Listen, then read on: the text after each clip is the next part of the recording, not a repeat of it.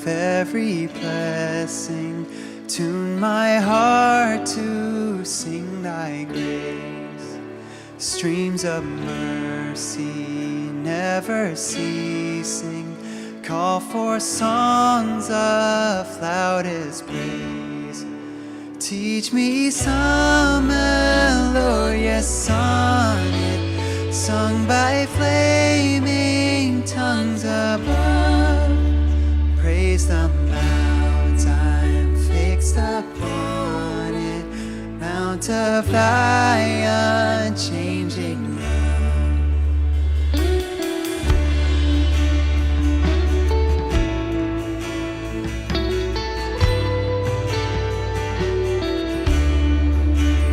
Here I raise my Ebenezer, here by thy great help I've come, and I hope by thy good pleasure safely to arrive at home. Jesus sought me when a stranger, wandering from the fold of God, He to rescue me from danger interposed His precious blood.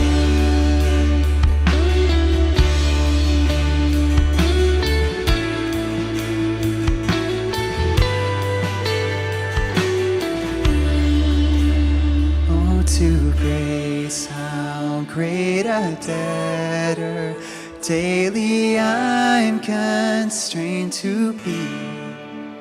Let that grace now like a fetter bind my wandering heart to thee. Prone to wander, Lord, I feel it, prone to leave the God I love. Here's my heart, oh, take and seal it for thy courts above. Prone to wander, Lord, I feel it, prone to leave the God I love. Here's my heart, oh, take and seal it for thy courts above. Here's my heart, oh, take and seal it for thy courts above.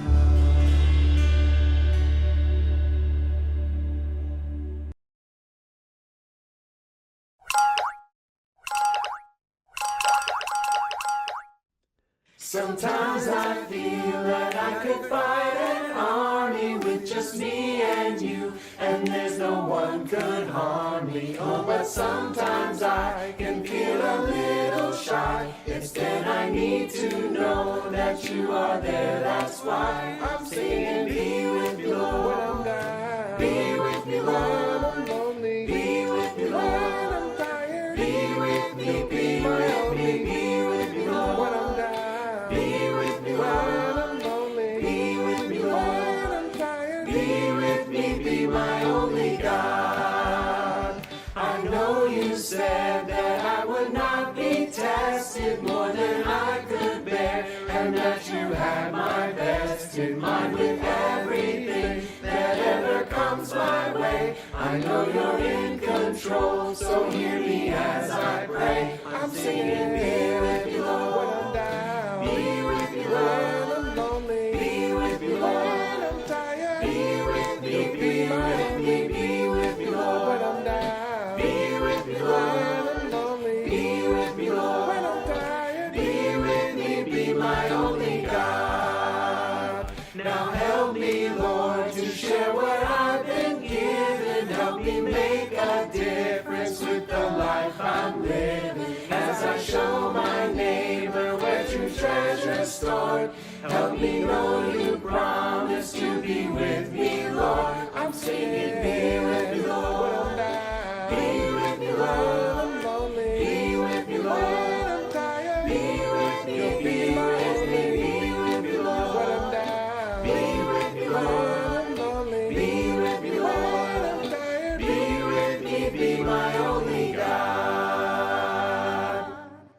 Kia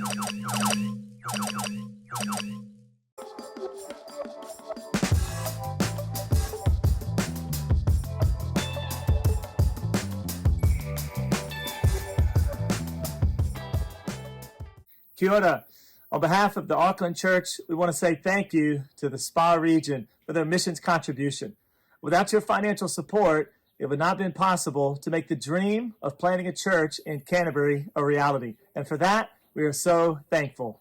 We're so excited to send off Tyson and Chloe Klein. They've done such a great job leading their ministry here, and they'll be our newest church leaders in New Zealand and do a wonderful job leading you when you come on the mission team.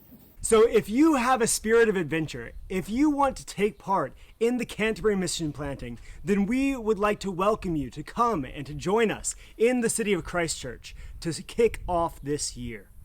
Or if you're unable to join long term, we'd like to invite you for a 1-year challenge in Christchurch, New Zealand, in order to kick off the first year of the mission planting while getting to experience the beauty of New Zealand's South Island.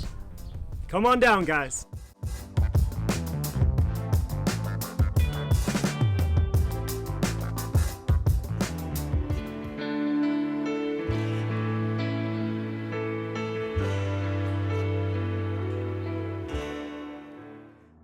Good morning, Melbourne Church of Christ. Great to be with you this morning. Wherever you're meeting and viewing this, happy Sunday to you, and hope you're having a great day, and we'll continue to have a great day.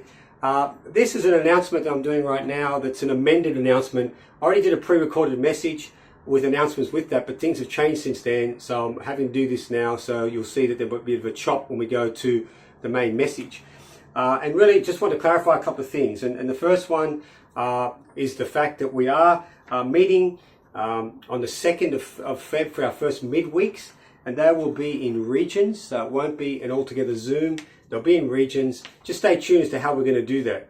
At this point, the chances are we'll be meeting together on that Wednesday night in regions. The next announcement is that, and this is the main one, is that Sunday the 6th of February and Sunday the 13th of February, there's 2 Sundays in a row, the 6th and the 13th, we're meeting at Deakin University all together. We've got the big lecture theatre. We're able to meet together, and we decided to do that just to get everyone together again. Obviously, for those who don't feel comfortable with that, it will be live streamed, but we'll be doing that in a very safe manner with health protocols in place. And so just mark that in your diary, East and West, the whole church together, Deakin University, Sunday the 6th and Sunday the 13th. So really looking forward to that. I know a lot of people are keen to meeting. I know some people are a little bit apprehensive, and that's fine. We get that. There will be Kids Kingdom at this point. We're organising Kids Kingdom as well. Got classes, and so so that'll be able to go ahead as well. The other thing, just quickly, I want a big thank you to John Lucas for kicking off our Revelation 7 Churches series. So did a great job on that, great intro and a great lesson on that. And so the whole idea with that is really complement our Stone series on Wednesday, learning from the churches, and also our Stone series laying those foundations. And so, so that's looking forward to that. And I really do pray that these series we're doing on Sunday and our Wednesday nights is really going to help us to really, just focus again and just in some sense, even reflect. A real time of reflection and reflecting our relationship with God and going forward. So let's start with a word of prayer together, if we could. Father in heaven, Lord, thank you so much that we can just be here today. I thank you for the God that you are, for how you just work and move and shape and mold us in so many ways. And so appreciate that, Father. I do really pray and for our series that we're doing, our Stone series and our Revelation series on the 7 churches. And really pray that we learn. You gave us these examples in your words so that we could learn, as everything is in your scriptures, all about so that we can learn and better serve you, better glorify you, Father, and have lives that just would reflect your glory in the lives you want us to live. So thank you for that. Help us have a great day in Jesus' name. Amen. Have a great day, guys. Thanks. So as I said, last week I introduced a series we're going to be doing here, a little bit of a mini series on stones and laying those foundations. We talked about Jesus being the chief cornerstone, that foundation stone, but also the Bible talks about him being the capstone or a headstone or a keystone. And remember the whole arch, how that all works. And so we're going to talk about that and continue that today. The title of my sermon today is Monolith. Monolith. And a monolith is a big stone. It's a very large stone. And if stones represent our faith and what we're building upon, then today is our Uluru, or Ayers Rock, if you don't know what it is. Before it was called Uluru, it was called Ayers Rock. And so Ayers Rock is basically the biggest single monolith in the world. In other words, the biggest single standing rock formation in the world, in the middle of Australia. I haven't been there yet. I know Karen talks about, I'd love to go see Ayers Rock. I'd love to go see Ayers Rock. It's one of those things, we can travel the world, and that there it is in the middle of our country here, the single biggest rock or monolith in the world. And so today is that, if there's something that is considered to be the biggest monolith or our biggest rock, if you like, it's, and we're going to talk about that, it's our relationship with God. That's the first one we are going to talk about. It is our relationship with God. And as we talk about this and as we talk about rocks, if you like, there's, life's decisions. Every day we make decisions in life. And there's that whole analogy. And hopefully our good friend Melissa will put up the analogy here, or put up the little diagram about a cylinder. You've got a cylinder and you've got rocks trying to go on the cylinder. And if before you start filling up the rocks, you've got your big rocks, you've got priority rocks, you've got what's priority and what's not, in terms of priority. And obviously the whole idea, if life is that cylinder and rocks are the decisions we make and what's important to us and we put them in, we've got to put the big rocks in first, because we focus on the little rocks, the little things, we try and focus on those things first. We fill our cylinder up or our lives with little things. Then by the end, we realize by the time we've got no room then left to put the most important things. And so today, and you've probably heard that analogy before, but it's a good analogy. I think it's one that fits considering what we're going to talk about today. Because today, I do think the Uluru, the Ayers Rock, the monolith in our life, we need to get straight, is our relationship with God. So that's where we're going to start with today. If you want to go to Deuteronomy chapter 6,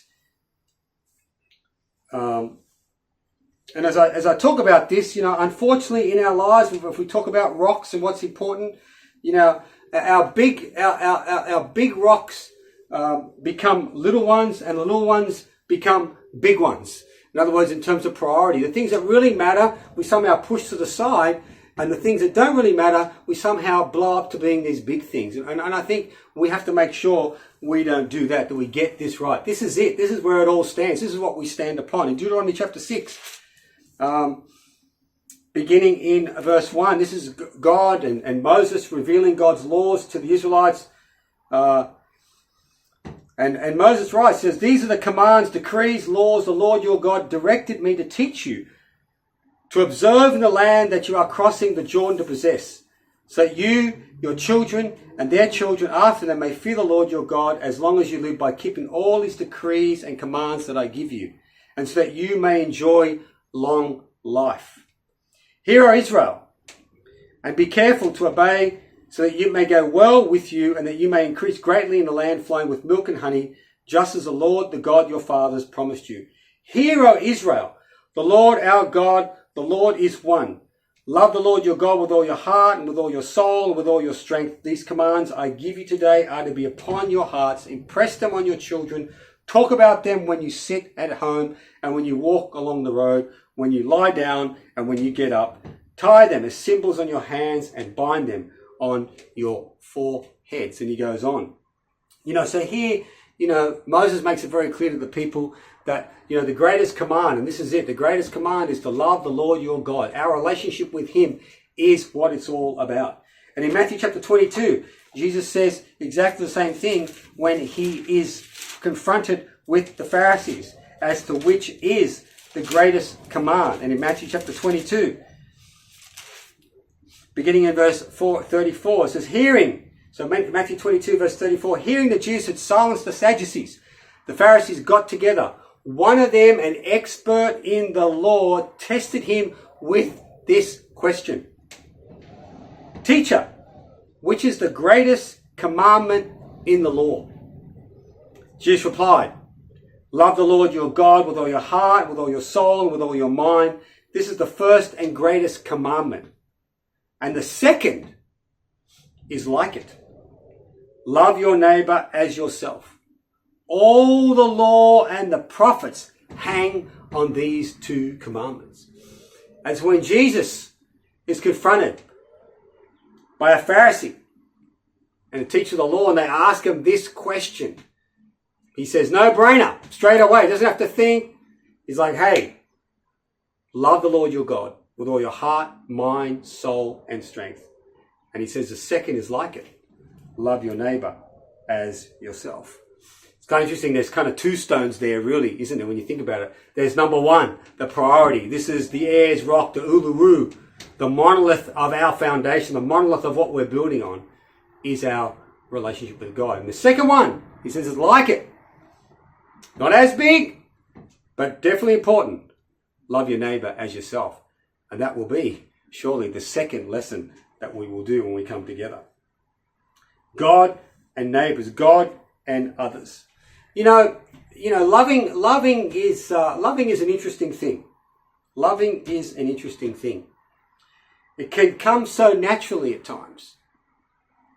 And then it can become the hardest thing to do.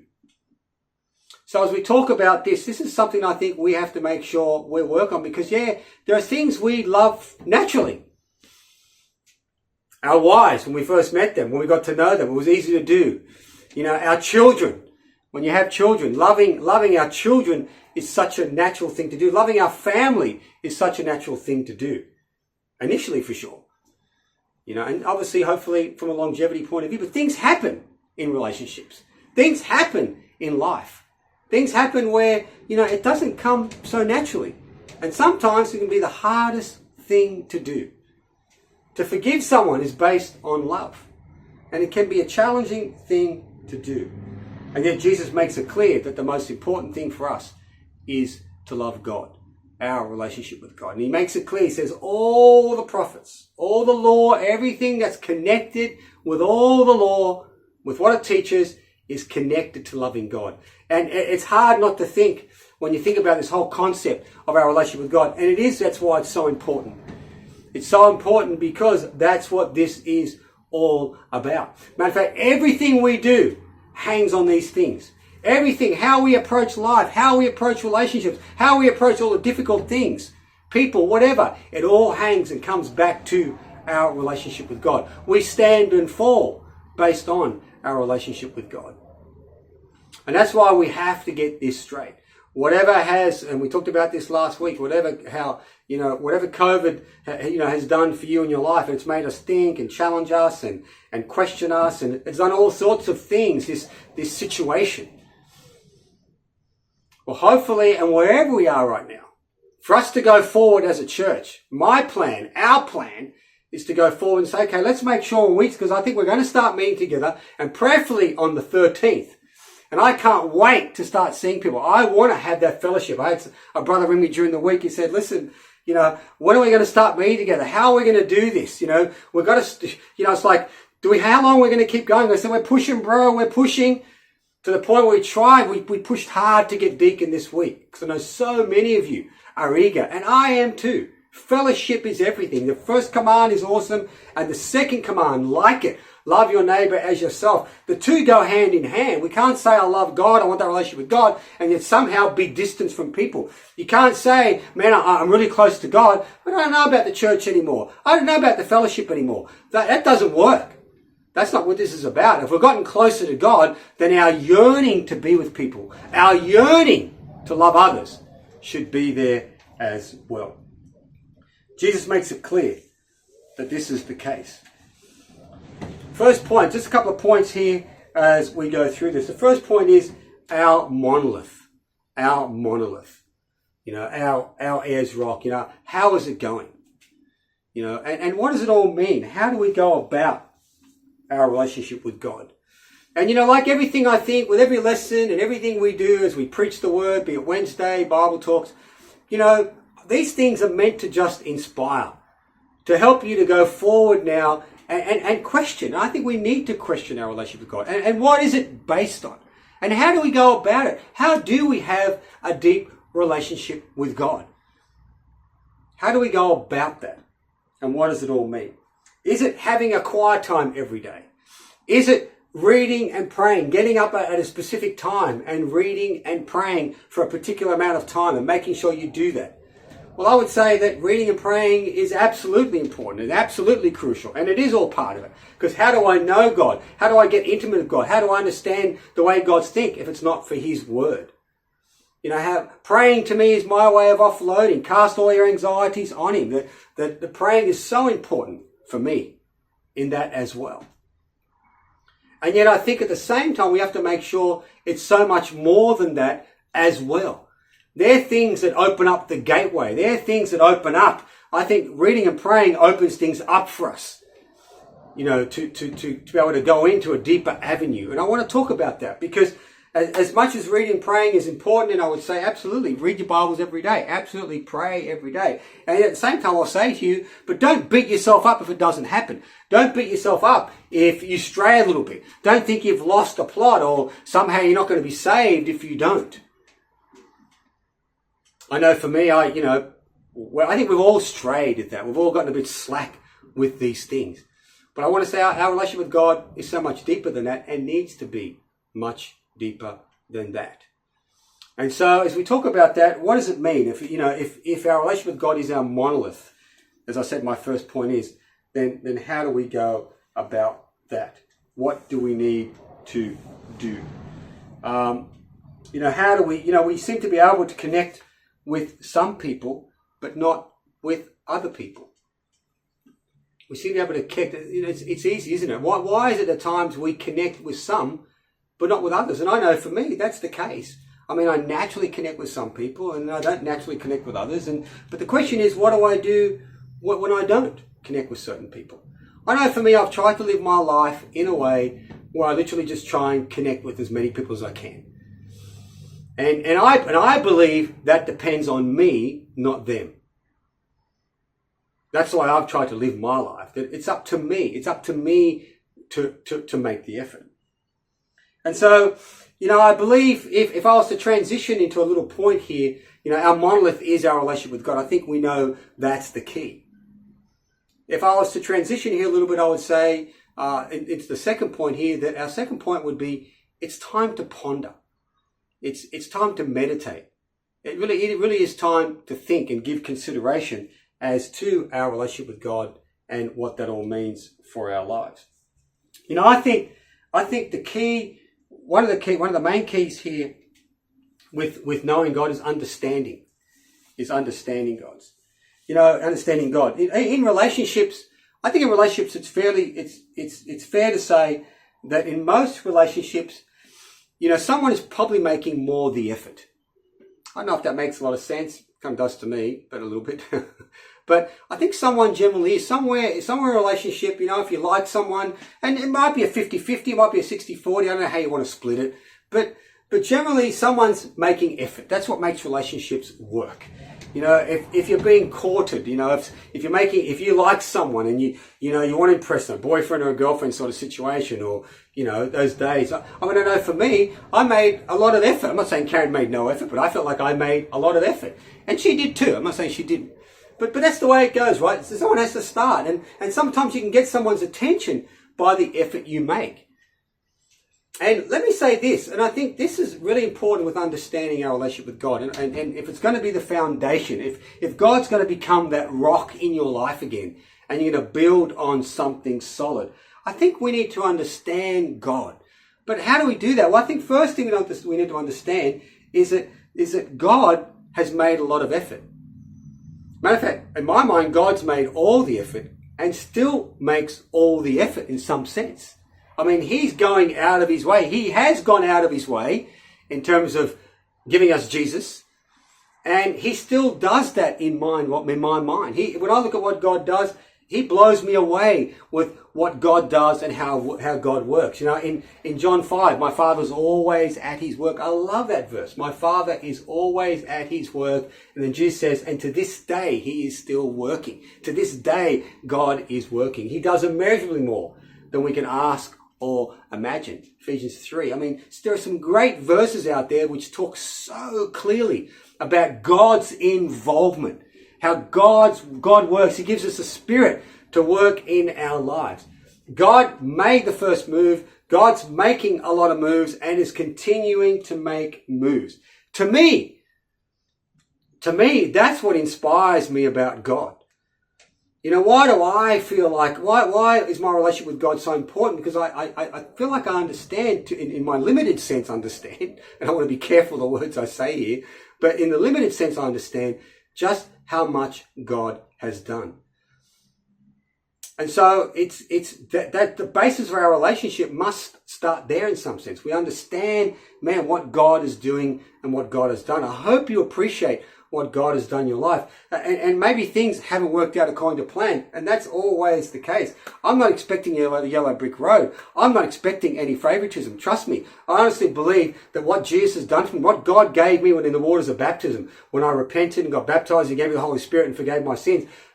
God, the pain, that's it. God's given me everything I need at that point and really deserve. Everything else is a bonus. So I'm not expecting everything else to necessarily work out. And if it does, amen. If it doesn't change the fact for me that God is phenomenal.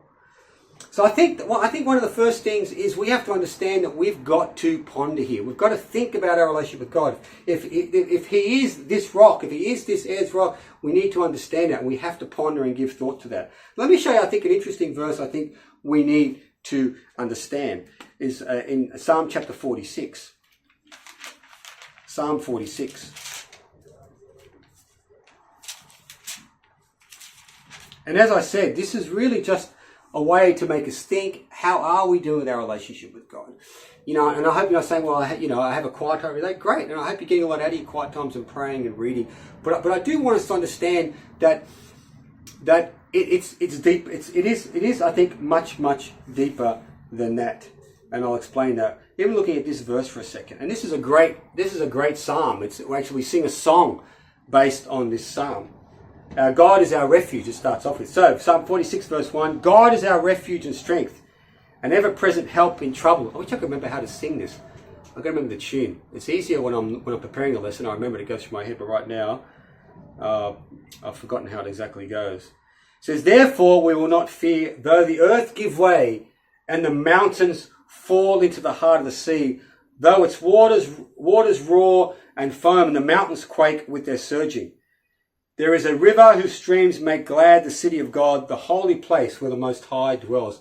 I can imagine I was just thinking Ford. Imagine Ford singing a song right now, and June and all the brothers singing. God is within her. Verse 5. She will not fall. God will help her at break of day. Nations are in uproar. Kingdoms fall. He lifts his voice. The earth melts.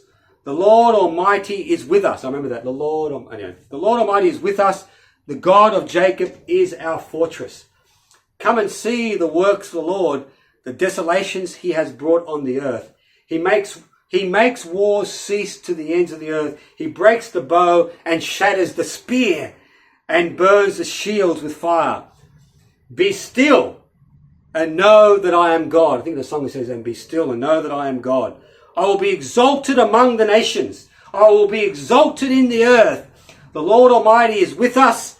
The God of Jacob is our fortress. And it's such a stirring song. I can kind of hear it. I feel like I want to sing it. Can I put a request on the 13th or the 4th, the 6th, sorry? If we can sing that song. Our God is our fortress. He is our rock. You know, it's a great, great psalm. You know, obviously David writes this as you know, with all the troubles and no doubt fleeing from Saul is the context of this. And he understands that he's going to get through this because God is with him. And there is that great verse in verse 10, you know, he says, so be still and know that I am God. And I think that's a sermon in itself in some sense. He says, be still and know that I am God. You know, what does that mean? You know, it means it kind of, if you look at the Hebrew, you know, cease striving, you know, stop fighting, stop doing things on your own strength. It says, you know, be still. Does it mean just sitting around doing nothing or just sitting there? No. It really is that sense, that inward battle, that fight within yourself to hand things over to God. And the Psalm, David seems to be saying that whole idea that, you know, I've realized that the God is my rock. God is my strength. And there are some great verses about that. The whole idea that God is his rock. You know, if you look at Psalm chapter 18, And we'll flip between these two a little bit here. But in Psalm 18, he says a very similar thing. And you know this, you know that it always amazes me with David that here's a guy who lived literally 3,000 years ago, 1000 BC. And he writes that we so clearly identify with. And it just shows you how things haven't changed, the battles we go through. That's why we read the Psalms and we can identify with them. You know, it's such a source of strength because he's a guy that just is so open about his relationship with God and what it means and the battle that he has within him to hand things over. He says, I love you, Lord. Psalm 18, verse 1. I love you, O Lord, my strength. The Lord is my rock, my fortress, my deliverer. My God is my rock in whom I take refuge. He is my shield and the horn of my salvation, my stronghold. I call to the Lord who is worthy of praise, and I am saved from my enemies. And so there you see David echoing that same thing. He uses the whole idea, that he is my rock. I mean, it's something solid. It's something I can stand upon. It's something that I can build upon. It's just strength, the rock of strength. And it's not, as I said, it's not just sitting there. It's not doing things on your own strength. It's cease striving. Stop fighting to gain control. Stop trying to be in control. And understand that God fights for you. God works for you. And a lot of us, we're not doing that. We're stressed. We're worried. We're anxious. We're giving over to fear. And we're trying to control everything. We're trying to somehow think that we've got control. We are out of control. We are out of control. We can't control anything. We cannot control anything. The one thing we can control is that we put our faith and our trust in God and we build on Him. And how do we, again, my initial question is, how do we do that? I talked about pondering and meditating. Joshua, God will tell Joshua to meditate on His law day and night. I think there's a couple of things here. This whole idea of be still, I think we can extrapolate a little bit here. Taking time to ponder, and even the whole idea of know. He says two things. He says, be still and know that I am God. To know here is simply to find out, to discern, to know by experience. And again, as I said, I'm not sure what your relationship with God is like, but are you taking time to ponder? And if I could say something here, it's how often do you just sit still?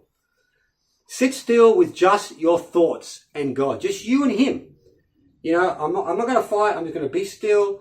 And I'm going to sit there and just allow my mind to drift, think about God, and allow God into my mind. And this is where, for me, the whole quiet time thing, we have to be careful because it's too easy and we can get very systematic. We read, we go through the motions, we read and pray, and it's not that. And I think for me, because I thought about this for me personally, what is my relationship to God? How does my relationship with God work? Well, for me, honestly, it's ever present and ever mindful. It's ever present and ever mindful. I am really trying to be conscious of the fact that for me, it's not that's it in the morning. It's God. I'm ever present of God. I want to be ever present of God. I want to be ever mindful of God. Something I've been praying, and I was sharing this with someone, I can't remember who, that for me, when it comes to my relationship with God, I pray quite regularly, God, every breath I take, every move I make, every decision I make, please guide me. So in everything I do, I want to be mindful. And there is that great psalm that David, I think off the top of my head here, that David says when he says, I go to sleep and I wake up because the Lord sustains me. I quote that a lot. I pray that a lot because I just think, again, he's a guy 3,000 years ago and he's mindful of the fact, you see. There's the mindful thing. He's mindful of the whole idea that God is present while he's asleep. He realizes that he only wakes up because God is in control. And so he's mindful of the fact that God is ever present. So he wants to be ever present. Even when he wakes up, God, thank you for the morning. I wake up and I go to sleep because the Lord sustains me. And I think that only comes from having that deepness with God. It's that meditation. It's that pondering. Not sitting there, not with books, not with media, not with some sort of gadget, just you and God. Just sit still. And I know that's not easy. I know a lot of us, there are women there with young children and there's routine. You've got to be places. You've got to be here. You've got to be there. But that's the rocks. We have to make this decision. We have to make this decision. I still remember Wollongong 1991. I remember 1991, Wollongong retreat. Mark and Nadine Templar were there. And I was having a quiet time with Mark Templar. And Karen was pregnant with Jared. And I think, I don't remember how we got into the conversation. I asked him, so, I'm about to have children. I don't know if we know it was a boy or not. But, I think I said, so what do you have to do differently? I remember him saying to me, when you have children, it's going to test your discipline with regards to your relationship with God. It's going to test how disciplined you are. Whether basically whether you make that a priority or how's it going to fit. Because he knew it's going to get busy. It's going to get hectic. But of course, Jesus knew that. That's why Mark 1:35, Jesus is the greatest example of a relationship with the Father. Mark 1:35, very early in the morning while it's still dark, Jesus got off, went off to a solitary place where he prayed. Why? Because he knew what was going to happen. And bang, as soon as they got up, where is he? They went to look for him. And boom, he knew at that point he wasn't going to get the time. He was going to be chased all around the countryside. So he had to make it a priority. And I think we have to decide that as well. We're going to get back to that. There is nothing more important than your relationship with God. You want to have a great relationship with your husband. It's going to come, that rock must be the most important thing. You want to save your children. That's your best chance. Your relationship with God. It all hinges. We want to get through this in life. It all hinges on that more than anything else. We have to give it time. And it's not, digging myself in the Bible and just praying and tick, tick, tick. And again, I don't want to diminish that, or I'm not trying to sound disrespectful at all. Please understand what I'm saying. I want to take us away. I want you to get in the Bible. I want that to be there in the morning. Because it's you. That's all part of it. Allowing God into your life through His Word. But give it time. Let it be. But also have those times where you sit and just allow the whole experience. Give yourself that plenty of time where it's you and God. When I say free from books, I don't mean free from the Bible. I mean, just be careful that I always find it hard when I say these things because I know a lot of people read books and I'm not against books at all. But I just think we've got to make sure we're getting that time where we're just sitting there. It's a bit like, it's what Psalm 139 says. When David writes, the psalmist writes, search me, O God, and know my heart. Test me and know my anxious thoughts. See if there's any offensive way in me and lead me in your way everlasting. Psalm 139, 23 and 24. It's a great psalm, a psalm that's very close to my mind. And again, how does that psalm work? I think it works by being able to just sit still.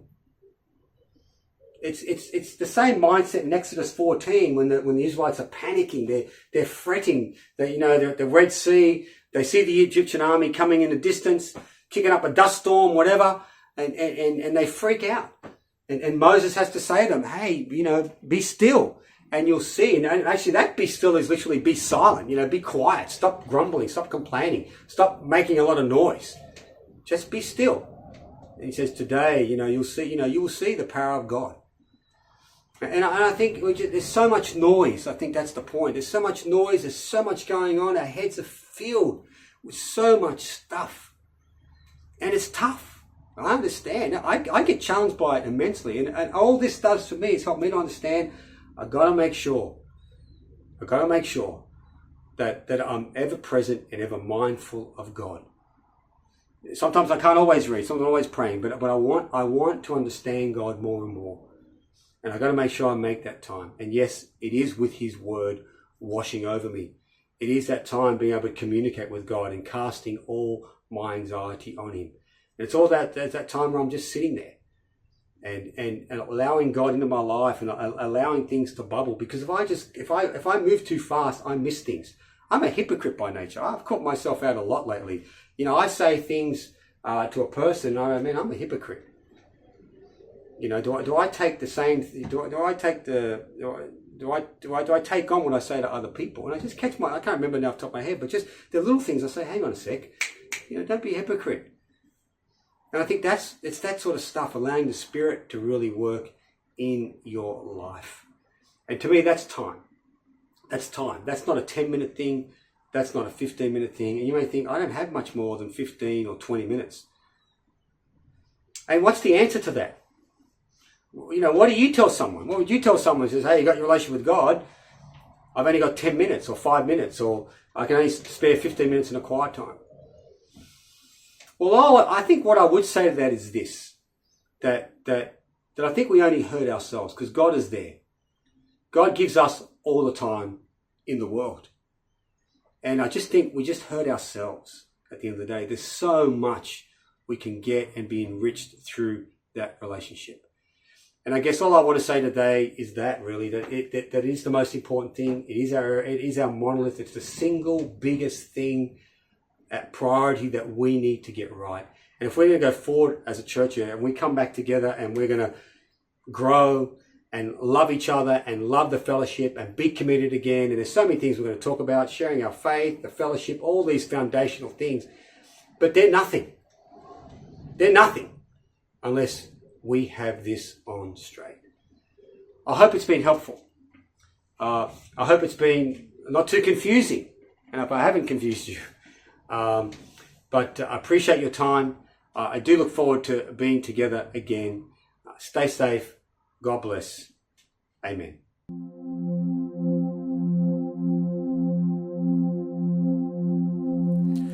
When I survey the wondrous cross on which the Prince of Glory died, my richest gain I count but loss, and pour contempt on all my pride.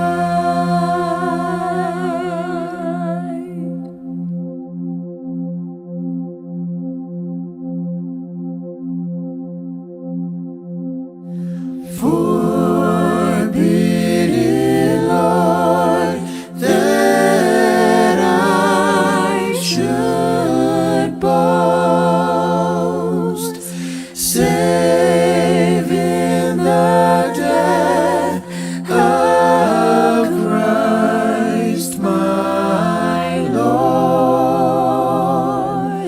All the vain things that charm me most, I sacrifice them to His blood.